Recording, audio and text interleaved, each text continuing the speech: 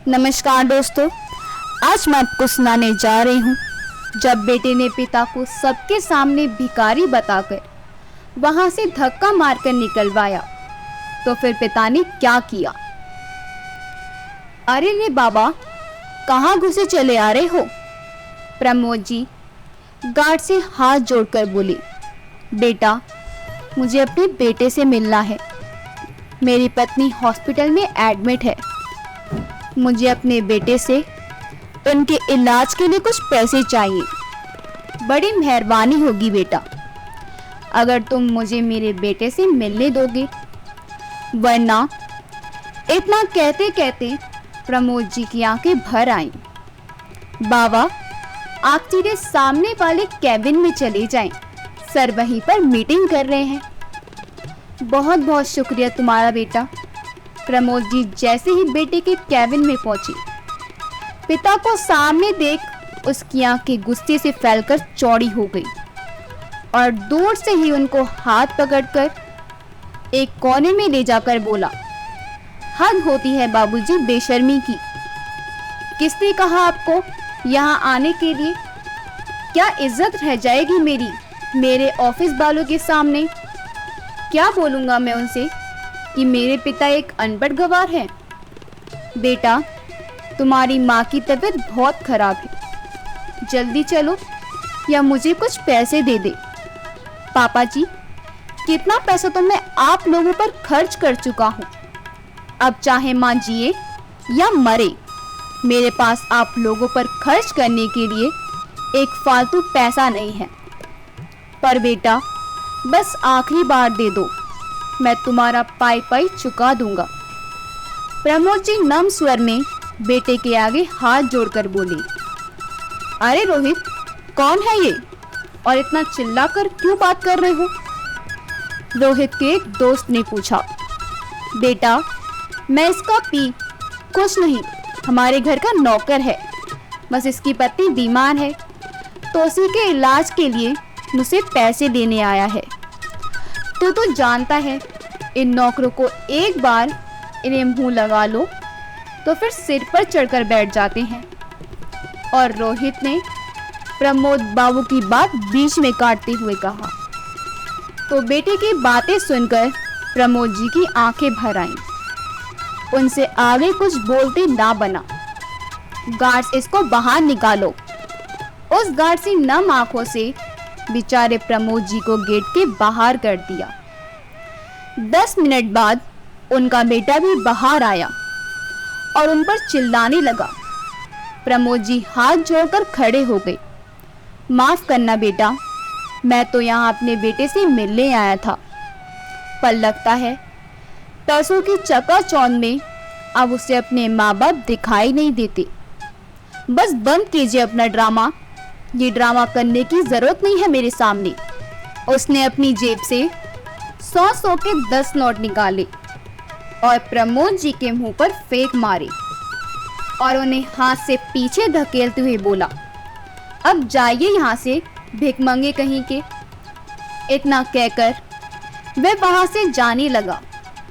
तभी उसके गाल पर पड़े चटाक की आवाज से उसका सिर घूम गया। तुमने हिम्मत कैसे की मुझ पर हाथ उठाने की? माफी चाहूंगी जेठ जी, पर अभी थोड़ा फिलहाल जल्दी में हूँ, इसलिए आपके सवालों का जवाब मैं अभी देना जरूरी नहीं समझती। चलिए बाबूजी, पैसों का इंतजाम हो गया है। मोहित बस पहुंचते ही होंगे। और आप मेरे इतना मना करने के बाद भी यहाँ क्यों आए? प्रमोद जी नम स्वर में बोले, बेटा माफ करना, मुझे लगा शायद ये अपनी माँ की खबर सुनेगा तो उसका दिल पसीज जाएगा। पर मोहित तुरंत पैसे लेकर पहुंचा और हॉस्पिटल का पूरा मोर्चा संभाल लिया। अब मोहित ने मन ही मन फैसला कर लिया था कि अब वो माँ बाबूजी को ऐसी हालत में नहीं देख सकता, चाहे कुछ भी हो जाए। अब वह अपने मम्मी पापा को अपने भाइयों के पास नहीं छोड़ेगा। क्या हालत बना दी है भाइयों ने माँ बाबूजी की। अपने माँ बाबूजी की हालत देखकर उसकी आंखें भर आईं। और उसके सामने अभी कुछ दिन पहले का ही चलचित्र घूमने लगा। अब उसकी भाभी ने माँ बाबूजी को लेकर घर में बहुत बड़ा हंगामा किया था और हंगामा करके सबको इकट्ठा कर लिया था।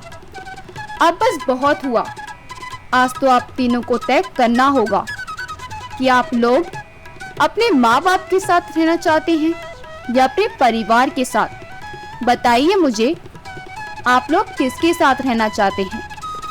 हद होती है, क्या जिंदगी भर माँ बाप की सेवा करते करते अपना समय काटेंगे या फिर अपने परिवार के लिए भी सोचेंगे? अरे माँ बाबूजी नहीं हुए कि रामायण और महाभारत की किताब हो गई, जहाँ जाए उन्हें साथ लेकर जाएं। ये कर्कश आवाज पिंकी की थी, जो आंगन में चिल्ला चिल्ला कर अपने जेठ और देवर को कह रही थी। अब आप लोग ये सोच रहे होंगे कि ये पिंकी कौन सी तोप है जो हर किसी को सुना रही थी। पिंकी मिथिला जी और प्रमोद जी की मंझली बहू, प्रमोद बाबू और मिथिला जी के 3 बेटे 2 बहू, जिनमें से तीसरी नई नवेली बहू थी। प्रमोद बाबू का मंझला बेटा रमित बोला, जरा धीरे बोलो, आस पड़ोस के लोग भी सुन रहे हैं। अरे जो बात करनी है घर के अंदर भी तो बैठकर कर सकते हैं, इसलिए तो मैंने गांव से मोहित को भी बुलवाया है और रोहित भैया भी तो यही हैं, तो आज सारी बात क्लियर हो जाएगी। तभी रोहित बात को बीच में काटते हुए बोला, रमित आखिर बात क्या है? रात तक तो सब ठीक था, अचानक घर में क्या तूफान आ गया जो तुम मुझे बीच रास्ते में बुलवाए हो? पता है ना, एक दिन का पैसा मेरा कट जाएगा तो पूरे घर को जमा करके क्यों रखे हो? छुटकी को भी बुला लिए हो। गांव में अगर इसकी जरूरत पड़ी तो कौन दिखेगा वहां? अब पिंकी अपने पल्लों को ठीक करते हुए बोली, जेठ जी ये क्या बोलेंगे, मैं आपको बताती हूँ। अब अम्मा बाबूजी का भार हम अकेले नहीं उठाएंगे।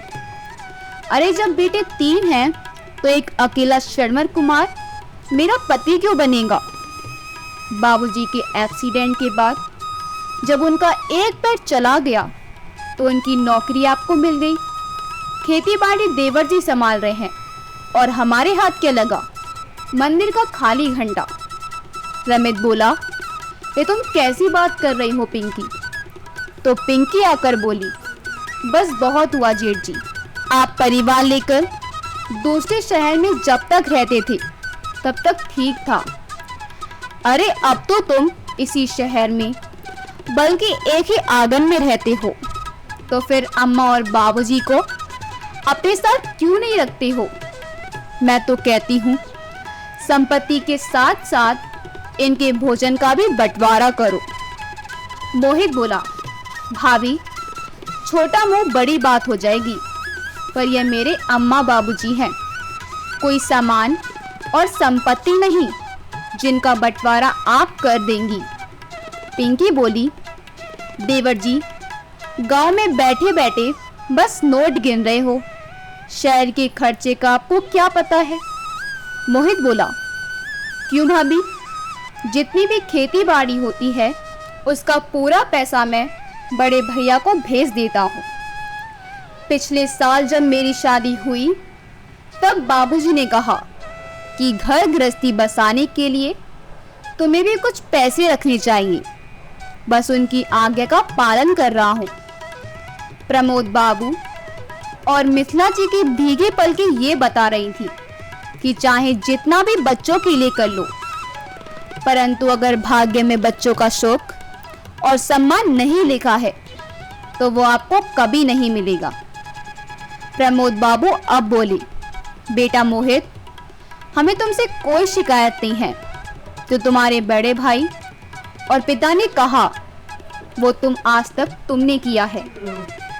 मोहित बोला, पर बाबूजी, भाभी ऐसा कैसे कह सकती हैं? रमित बोला, क्यों नहीं कह सकती हैं? जब परेशानी उसे होती है तो कहने के लिए कोई और आएगा। तुम्हें या तुम्हारी पत्नी को गांव में किसी की जिम्मेदारी नहीं उठानी पड़ती है, और ना ही भैया भाभी को। अरे यहाँ दिक्कत इसे होती है तो यही बोलेगी ना। रोहित बोला, बाबूजी देखा जाए रमित की पत्नी क्या गलत कह रही है। अब आप लोगों को रखने में खर्चा तो होता ही है, आप लोगों की तरफ से मदद तो कुछ नहीं होती, बल्कि पैसे ही खर्च होते हैं। रमित, अब बात अगर तुमने उठाई है तो इसका निदान तुमने कुछ सोचा होगा। रमित अपनी पत्नी की तरफ देखा तो पिंकी बोली, इसमें सोचने की क्या बात है, सिक्का उछालकर फैसला कर लेते हैं कि अम्मा बाबूजी किसके साथ रहेंगे। मिथिला जी रोते हुए बोली, क्या इसी दिन के लिए भगवान ने मुझे 3 बेटे दिए थे कि सिक्का उछालकर माँ बाप का फैसला करेंगे। जब तुम तीनों पैदा हुए थे हमें तो कोई सिक्का नहीं उछाला था कि तुम तीनों में से किसको रखा जाएगा और किसे फेंक दिया जाए। तभी उधर से रोहित की पत्नी सुनैना आई और बोली, अम्मा जी इसमें गलत क्या है, और अगर आपको सिक्के से प्रॉब्लम है तो पर्ची निकाल लेते हैं, जिसके नाम की पर्ची आएगी आप उन्हीं लोगों के साथ रहेंगी। भगवान ना करे मेरा नाम की पर्ची निकले। बस प्रमोद बाबू का मिथिला जी से बोले, चलो मिथिला, अब हमारे भाग्य का फैसला सिक्के और पर्ची से होने लगा है, मुझसे तो ये सब देखा नहीं जाएगा। पता नहीं भगवान ने हमारे भाग्य में और क्या क्या देखने के लिए लिखा है। इतना कहकर वो पत्नी को कमरे में लेकर चले गई और उदास मन से पलंग की दूसरी तरफ मुंह करके अपने आंसू को छुपाने लगी। और मिथिला जी भी पुराने दिनों को याद करने लगी। बधाई हो मिथिला बहन, तीसरी बार भी आपको बेटा हुआ है आपके घर, मतलब धन और सम्मान की कोई कमी नहीं होगी। अरे जिसके 3-3 बेटे हों उस माँ बाप को भला क्या कमी हो सकती है। देखना तीनों ही इस बात के लिए लड़ाई करेंगे कि मैं अम्मा बाबूजी को रखूंगा तो मैं रखूंगा। मिथिला जी की पड़ोसन ने कहा था। मिथिला जी बोली, बिमला बहन आपके मुंह में घी शक्कर। सही कहा आपने, बच्चे लायक हो और सम्मान दें, माँ बाप को तो इससे ज्यादा और क्या चाहिए। हाँ, हम अपना पूरा जीवन इन्हें सौंप देंगे ताकि अच्छे इंसान बने। आखिर हमारे माता पिता ने भी तो हमें यही संस्कार दिए थे, बाकी तो भगवान की मर्जी है। ऐसे ही वक्त बीतने लगा, बच्चे बड़े हुए। प्रमोद बाबू ने दिन रात मेहनत करके बच्चों की हर फरमाइश पूरी की। बड़ा बेटा आगे ही पढ़ाई के लिए शहर चला गया। दूसरे बेटे ने पढ़ाई करके कोचिंग क्लासेस शुरू कर दी और अच्छी खासी आमदनी करने लगा। बचा छोटा बेटा, वो ग्रेजुएशन की पढ़ाई कर रहा था। अचानक एक दिन प्रमोद बाबू की साइकिल को पीछे से एक ट्रक ने कुचल दिया, जिसमें प्रमोद बाबू का एक पैर खराब हो गया। थोड़े दिन बाद प्रमोद बाबू ने अफसरों के हाथ पैर जोड़े। फिर बड़ी मेहनत के बाद उनकी नौकरी बड़े बेटे को मिल गई। जब पैसा आता है तो इंसान कितना बदल जाता है। रमित ने छोटे भाई की पढ़ाई में कोई योगदान नहीं दिया। वहीं रोहित बोला, मेरा भी अपना परिवार है, मैं आखिर कितना ही खर्चा कर सकता हूँ। आखिरकार छोटे मोहित ने गांव जाकर खेती बाड़ी संभालने का फैसला कर लिया और चुपचाप माता पिता का आशीर्वाद देकर चला गया। और रोहित का ट्रांसफर शहर में था तो वो अपने परिवार को लेकर वहीं रहने लगा। इधर प्रमोद बाबू और मिथिला जी रमित के साथ रहने लगे। रमित की पत्नी पिंकी आए दिन किसी न किसी बात पर उन दोनों को ताने देती रहती थी। इसी बात से दुखी होकर प्रमोद बाबू अपनी बैसाखी लेकर घर के बाहर निकल जाते तो पिंकी मिथिला जी के साथ बुरा व्यवहार करती, परंतु मिथिला जी ये बातें प्रमोद बाबू को नहीं बताती थी ताकि घर का माहौल खराब ना हो। एक रोज मिथिला जी पानी पी रही थी, तभी पिंकी आई और बोली, हे भगवान, ये बुढ़िया या तो पूरे दिन खाती है या कुछ पीती रहती है। अरे कुछ काम ही कर लिया करो, रसोई में इतने सारे बर्तन पड़े हैं, कम से कम उन्हें ही मांज लो। और ध्यान रखना, रसोई में मत धोना, वरना पूरी रसोई गंदी हो जाएगी। ऐसा कीजिए, बर्तनों को नल के पास ले जाइए, वहां धो लीजिए। आखिर टंकी में पानी भरने के लिए मोटर चलाना पड़ता है, उसमें भी तो बिजली लगती है, तो वह पैसे कौन भरेगा? आपका बाप, क्योंकि बड़ा बेटा तो देने से रहा। मिथिला जी बोली, बहू, हैंडपंप में कितना चलाऊंगी, मेरे हाथों में दर्द होने लगा है, और टंकी के पानी में कितने पैसे खर्च होते हैं। वो बोली, माँ जी, पैसे कोई पेड़ पर नहीं होते हैं, नौकरी बड़े बेटे को दे दी और आप दोनों का खर्चा हमारे सर पर डाल दिया, ये कैसा इंसाफ है? अब जो बोला है उतना ही कर दीजिए।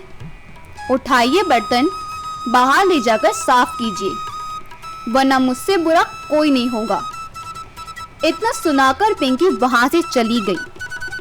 आए दिन अब ऐसा ही होता था। धीरे धीरे समय बीतने लगा। मोहित के लिए कुछ घरों से रिश्ते आने लगे। दोनों भाई दहेज की मांग करते और अच्छे अच्छे रिश्ते लौटा जाते। एक रोज एक शिक्षक अपनी बेटी नेहा का रिश्ता मोहित के लिए लेकर आए। प्रमोद बाबू ने उनकी बातें सुनी। जब बेटों ने दहेज की बात की तो प्रमोद बाबू बोले, नहीं, हमें दान दहेज नहीं चाहिए, लड़की ऐसी चाहिए जो घर को घर बनाए, क्योंकि औरतें घर को स्वर्ग और नर्क बनाती हैं। मैं चाहता हूँ हमारी बहू हमारे बेटे के कदम से कदम मिलाए और उसके माँ बाप को भी अपना माँ बाप समझे। मिथिला जी और प्रमोद बाबू ने दोनों बेटों के विरोध जाकर नेहा और मोहित की रिश्ता कर दिया और सादे ढंग से दोनों की शादी हो गई। कुछ दिन नेहा शहर में रही। फिर दोनों बहू के रंग दंग देखकर मिथिला जी ने मोहित से कहा, बेटा, दिक्कत तो तुम्हें होगी, पर तुम अपनी पत्नी को गांव के सुदूर स्वच्छ वातावरण में ले जाओ, जहां इसकी मानसिकता ना बदले। मोहित समझ गया और अपनी पत्नी को खुशी खुशी गांव लेकर चला गया। एक दिन मिथिला जी बर्तन धो रही थी, तभी प्रमोद बाबू बाहर से आए। मिथिला जी की ये दशा देखकर वो बहुत नाराज हुए और अमित को बोले, क्या तुम्हारी इतनी भी कमाई नहीं है कि तुम एक काम वाली रख सको? तुम्हारी पत्नी तुम्हारे माता पिता का सम्मान नहीं करती, कम से कम तुम तो अपमान ना करो। क्या फायदा इसे बेटे बहू के होने का, जब बुढ़ापे में माँ ही बर्तन धो रही है। उस रोज घर में बहुत हंगामा हुआ तो रमित ने तीनों भाइयों को खबर भिजवा दी कि आज माता पिता के रहने का फैसला किया जाएगा। इन्हीं सब बातों को सोचते सोचते कम मिथिला जी की आंख लग गई। उन्हें पता भी नहीं चला। रात का समय आया और पिंकी नेहा से बोली, यहाँ हो तो थोड़ी मदद ही कर दो। नेहा मुस्कुराकर बोली, भाभी, मैं रात के खाने की पूरी तैयारी कर लूंगी, आप निश्चित रहिए। तो पिंकी बोली, हाँ हाँ, आज तक तो तुम लोग निश्चित रहे हो, एक दिन मुझे निश्चित करके क्या ही एहसान करोगी। नेहा ने सभी लोगों का खाना पीना बनाया।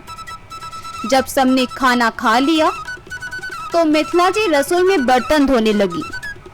नेहा बोली, माँ जी, ये क्या कर रही हैं आप? अगर मेरे रहते आपने बर्तन धोए तो मुझे कितना पाप लगेगा। क्या मैं अपनी माँ को इस उम्र में बर्तन धोने दूंगी? मिथिला जी की आंखों में आंसू आ गए।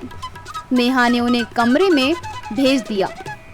फिर सारे बर्तनों को धोकर रसोई की साफ सफाई की और ऊपर छत पर पति के पास चली गई। मोहित बोला, क्या माँ बाबूजी ने खाना खा लिया?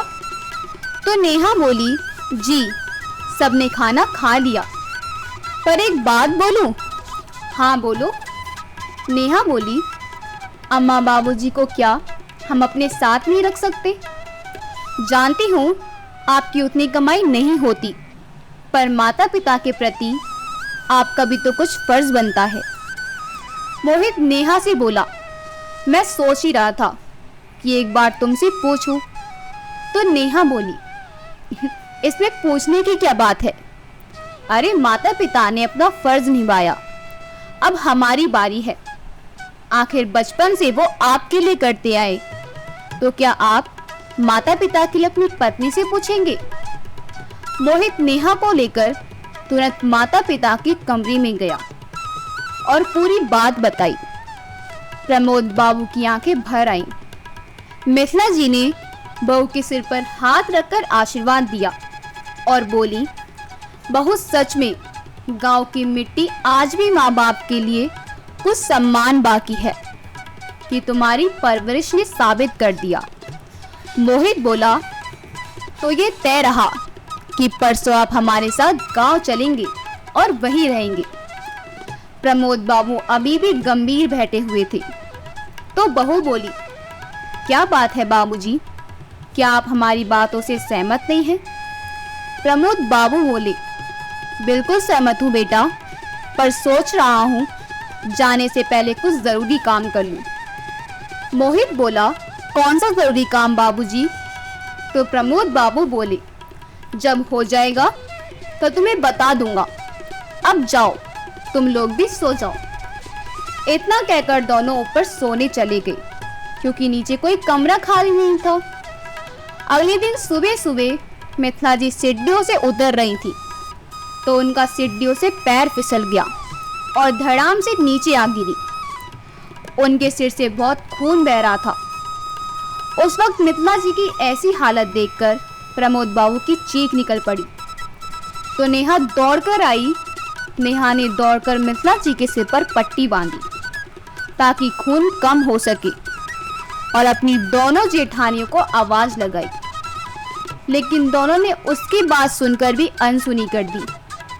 मोहित उस वक्त घर पर नहीं था और रमित और रोहित भी ऑफिस चले गए थे। नेहा के पास इतने पैसे भी नहीं थे कि वो मिथिला जी को एडमिट करवा सकती। उसने तुरंत मोहित को फोन किया, लेकिन मोहित को आने में कम से कम 2 घंटे तो लग ही जाते। इसलिए लाख मना करने के बावजूद भी प्रमोद बाबू बड़े बेटे के ऑफिस पहुंचे थे, पत्नी के इलाज के लिए पैसे लेने। लेकिन उन्हें क्या पता था कि माँ का ऐसा हाल देखकर भी बेटे का दिल बिल्कुल नहीं पिघलेगा। तभी मोहित ख्यालों से बाहर आया तो मिथिला जी अब खतरे से बाहर थी। उन्हें होश आ चुका था और 2 दिन बाद उन्हें घर के लिए छुट्टी दे दी गई। प्रमोद बाबू ने आज कुछ फैसला लेने का सोचा। वो ना जाने कहाँ निकल गए और दोपहर के वक्त लौट कर आए तो उनके हाथ में कुछ कागज थे।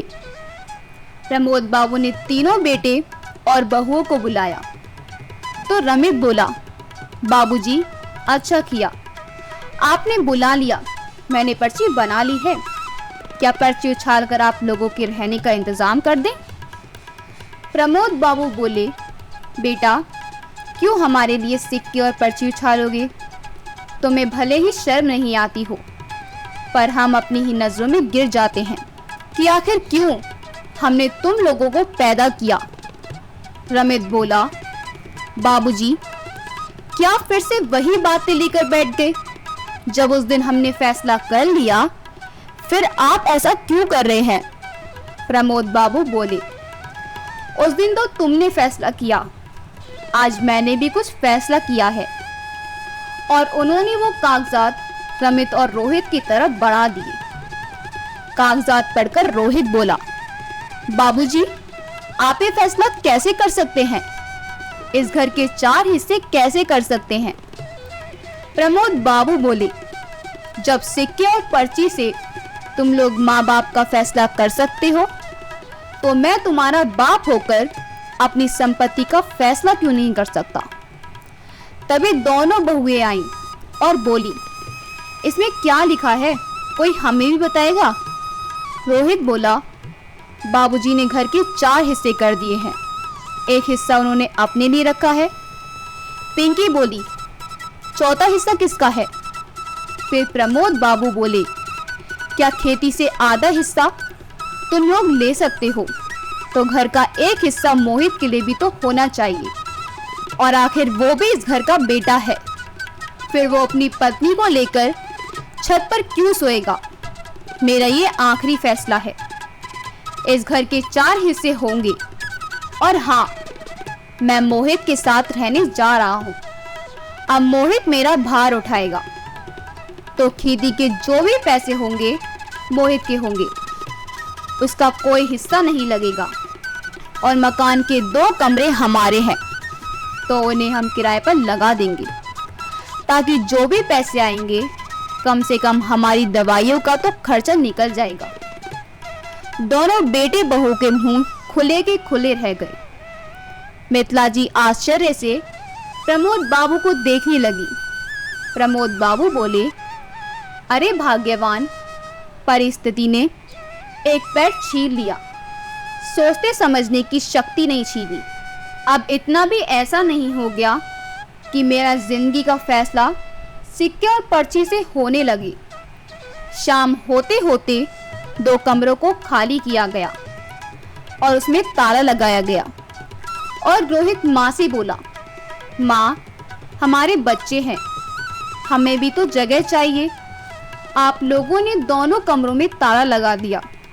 तो मिथिला जी बोली, बेटा, हमने तो पूरा घर और अपने मन का हर कोण तुम्हें दे दिया था, पर तुम लोगों ने हमारे साथ क्या किया?